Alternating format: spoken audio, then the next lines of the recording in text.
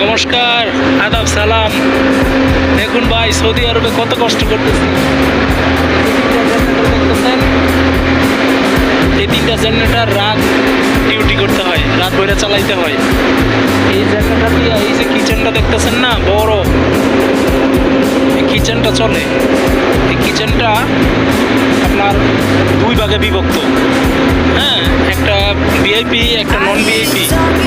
একটা থেকে বাদশার খাবার সাপ্লাই হয়, আর একটা থেকে আপনার এই যারা ওয়ার্কার আছে এখানে তাদের খাবার সাপ্লাই হয়, যেমন আমাদের বা এখানে আরও ওয়ার্কার আছে, এগুলোর খাবার সাপ্লাই হয়।